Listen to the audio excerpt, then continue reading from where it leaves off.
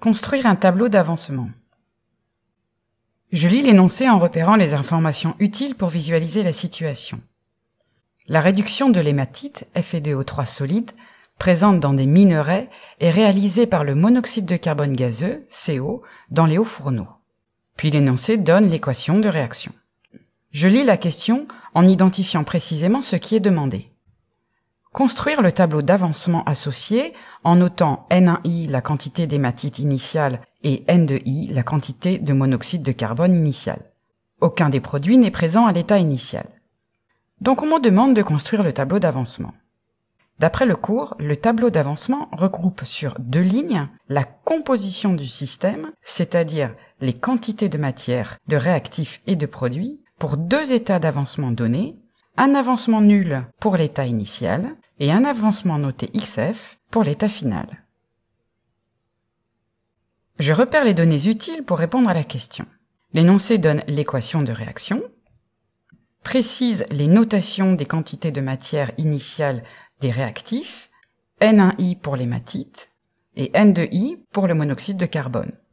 Enfin, il précise qu'aucun des produits n'est présent à l'état initial, donc les quantités de matière initiale des produits sont nulles. Donc je construis le tableau d'avancement pour répondre à la question.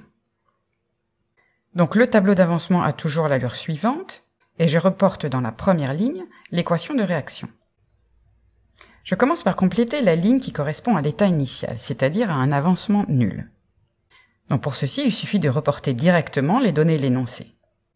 Pour les réactifs, la quantité de matière initiale de l'hématite, Fe2O3, est N1I, et celle du monoxyde de carbone CO est N2I. Pour les produits, les quantités de matière initiale sont nulles, donc j'écris 0. Je passe à l'état final, pour un avancement XF. Au cours de la réaction, les réactifs sont consommés, donc leur quantité de matière diminue, et les produits sont formés, donc leur quantité de matière augmente.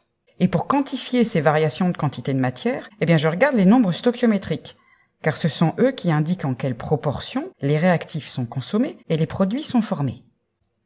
Donc pour l'hématite, Fe2O3, c'est un réactif.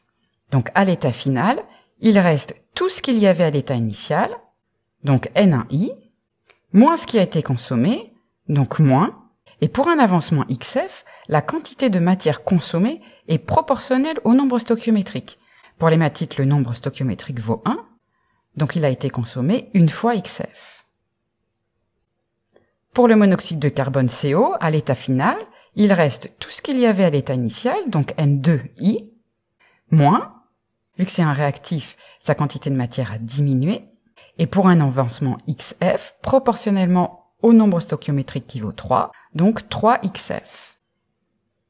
Pour les produits maintenant, le fer, donc à l'état final, il y a tout ce qu'il y avait à l'état initial, donc ici 0, plus, car les produits sont formés, donc les quantités de matière augmentent, donc plus ce qui a été formé, proportionnellement au nombre stoichiométrique qui ici vaut 2, donc 2 fois XF.